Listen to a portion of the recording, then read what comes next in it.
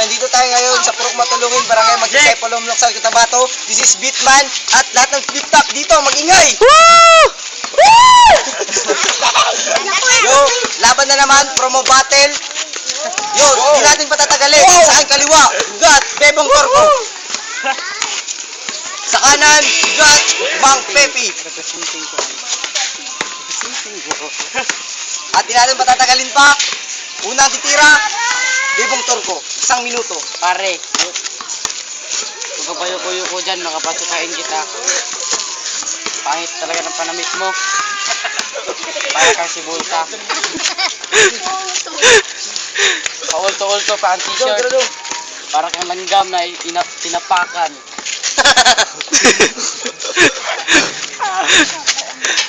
Fuck you pare, wala akong maisip sa'yo kasi kayo lang kita tinitira. Pasukain kita kaya kita ngayon, ayaw ko na. Sabi ko sa'yo kanina, itaga mo yun sa bato. Ikakampi ko kanina. Hindi kasi ang pangit mo. Mau Pepe. Fuck you. Kanina, sinabi mo wala akong nakitang bato. Pinipasipa lang ng mga bata rito. Ha? Para malaman mo. Yo! Timex. Saan? Yo, unang balat para kay Pepe. Yo, unang banat ko to. Kahit ako ay samaran pangatlong laban ko na to. Ito ay aking lalabanan. Baka tawagin pa ako nitong duwag.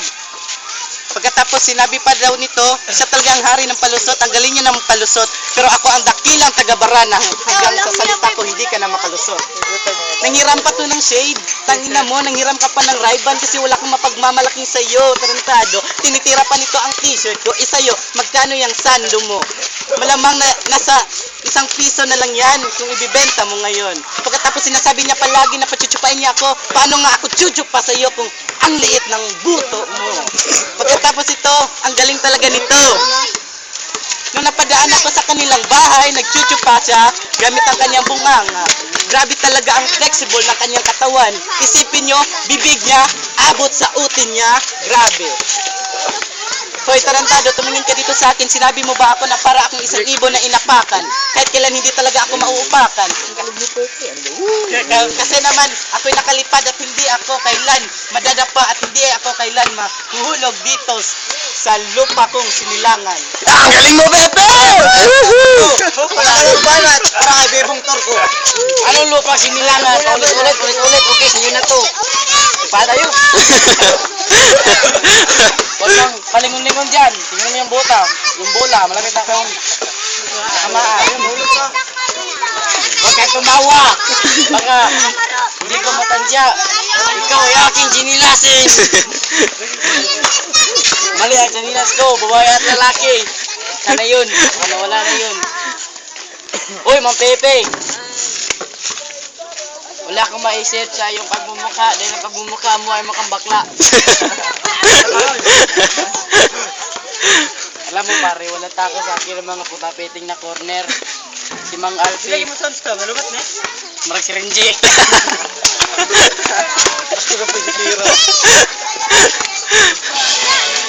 Kita niyo ba ang totoo mukha ko? Gwapo ko diba? Kumpara niyo to sa kanya. Fuck you. Alam niyo ba kung bakit palagi ko sinasabi ang fuck you? Meaning yan, kaya na kami. So, Mang Pepe nagbabato palagi yung toter nakadikit sa labi. Parang si Alping. Yo, pangalawang balat para kay Pepe. Tangina mo ang nalalaman mo lang pala ay fuck you, ha? Wala ka na bang ibang nalaman sa larangan na to, ha? Gago, tingnan mo ang kanyang muscle, pinikisil-kisil pa niya, wala kang muscle, kasi wala ka namang nalaman na trabaho, ang alam mo lang tsumupa ng tsumupa, at akala mo, gagwapo ka sa pagchuchupa mo, hindi, masasabi ko sa'yo, walang matigas na bakla kapag ang utin ko ang tsinupa! Yan ang ipatak mo sa kukote mo, kahit hindi ako masyadong ganado ngayon, pero binuhay mo ang dugo ko, lagot ka sa akin, patatamaan kita ng mga lirikong hindi mo pa narinig, at sisiguraduhin kong dudugo yung ilong mo sa kakarinig. Saan ka ba tumitingin? Natatakot ka lang ba sa akin, ha? Pagkatapos kapag lumalapit at sa akin gumaganyan ha, nangahag, gusto mo bang kantutan tayo? Ayaw kong, ew.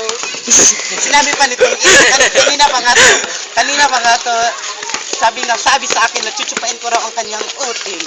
Ew pa siya. Kisang gawin nila! Ito pala ang shade na hinirami na. Kisang gawin nila! Sabi pa niya nainggit daw ako sa mukha ni Piolo. Anay! Pilit na ako sa pagmumukas na binigay sa akin ng Panginoon kaya hindi na ako maghahanap ng ibang pagmumukha. Gago! Fine. Yo, huling banat para Bebong Turco. Bola na ngayon! Anong Piolo? Sinabi ko ba? Gago! Pangyaw! Huwag kang palingon-lingon ng Pepe. Basta ikaw pagutan ng ulo. Pero na ngayon, kamukha mo na si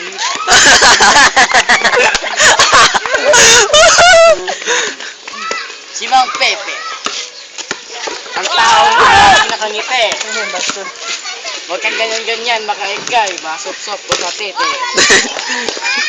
Hindi ka chuchupain, sobrang pangit mo. Pati yung sariling ate mo, kinantot mo, yo! Huwag kang patawa-tawa, baka totoo naman. Anong liriko? Anong hindi ko narinig na liriko? Yun ba yung liriko na tayo'y mga Pinoy, tayo'y hindi kano. Huwag kang mag-alala kung ang ilong mo ay dako. Mang Pepe. Isang mangangahoy na hindi makapagsalita din walang dila na pinatawag na Pepe. Kamukha mo talaga ang tatay mo. Pag tinawag ko, sobrang bingi. Kaninang umaga lang, tinawag yung tatay mo, dito pupunta ako ng palengke. Tol! Ikaw! Ano sinabi niya? Hindi niya narinig. Bingi kasi! Bingi yung tatay mo, kaya wala kang maibang sabi sa iyo. Ang gapo ko, diba? Pacquiao! Time! Yo, huling banat! Okay, Pepe, huling banat ko na to, papakita ko talaga ang tunay ko na talento. Kaya na ako nakakita ng bakla na autistic na nagsusuot pa ng Ray-Ban. Hinira mo lang, di ba yan? Pagkatapos sinasabi pa nito, sinasali pa ang pati pamilya ko. Gago, kapag sinali ko ang pamilya mo, sigurado iiyak ka dahil kapag ako ang nagsalita, kapag dinadamay ko na ang ate mo at pati yung ina at magulang mo, siguradong ikaw ay luluha. Siguro siya yung ama ng anak ng kanyang ate. Putang ina mo, pumasok yung ate sa CR, pagkatapos sinundan mo, pinagtog mo na agad, tarantado. Sinabit pa daw nito na bingi ang aking ama, hoy tangina ka. Talagang sadyang maingay lang talaga ang motor. Sa sobrang ingay, hindi niya na marinig ang tado. Kasi ang butis mo parang isang bakla na may utin ditong natsinupa. Tapos palagi na lang niya sinasabi na fuck you. I don't want to fuck you because your penis is so very small. Yo, 10 seconds. Yo. Palagi kong binabalik, wag mong dadamayan ang aking pamilya kung ayaw mong subukin kita sa iyong pagmumukha na parang isang aso. Wag mong gagawin katatawanan ng aking pamilya dahil kung hindi kita matitiis, Isa lang kapitaw na to. Time! Ano kapitaw to? Si Bibong Turco ang nauna kanina. Mauna naman tayo kay Pepe. Pepe, mauna. Go. Yo. OT na lang palagi. Ito na isang huling banat ko. Ako si Alpe, mas kilala ang codename ko ay Pepe. Ako ang hari ng balagtasan at nadalhin ko dito ang aking kapangyarihan upang uupakan ng isang duwag na bata na wala namang kamuwang na muwang.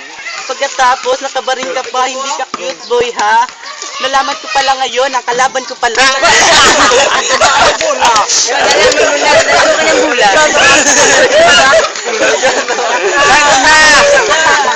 Meron pala itong kakampi, nagtatago lang sa kanyang likod. Kahit masama-sama pa ang inyong utak, hindi nyo pa rin ako matatalo. Ngayon ko lang nalaman na ang kalaban ko pala ay isang aso. Pagkatapos, Mukha mo'y parang chong. Hindi ko sa merjab. Bakit ako lutuog man? Tanggalin mo nga yung rival mo para malaman naman natin kung lumuluha ka na gago. Palagi ka pang nagsasalita ng fuck you. Ano bang meaning ng fuck you? Para malaman naman ng ibang tao. Fuck you ka pa. Ha? Alam nyo, ito ay tinatawag na palaging nagsisimba. Pero ang palagi niya sinasabi, tangina ka. Chal. Yo, huling banat. Parang ay bebong turko. Tangina, paulit-ulit. Ikaw. Tangli. Butang itay.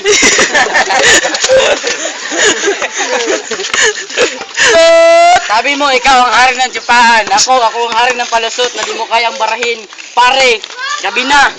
May araw ka pa rin. Hapon na pala, nagkamali ako kasi magagaling na pala. Alam mo ba ano meaning ng pagyo? Iyot na tayo.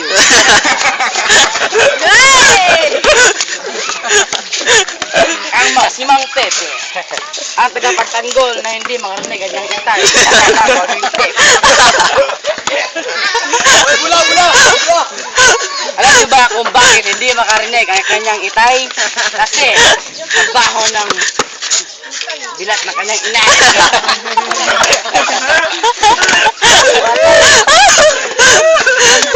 Gas na yun.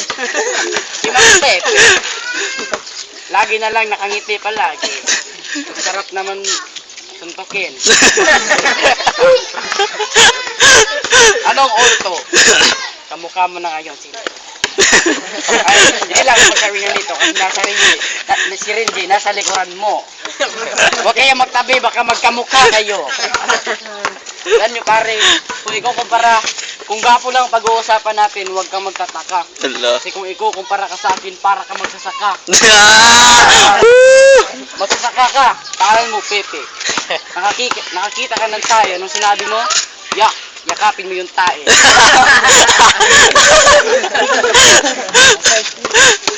10 seconds. Time. 10 seconds? Yes, time na ako. Time. Yo, manumit ang laban. Mag-ingay para sa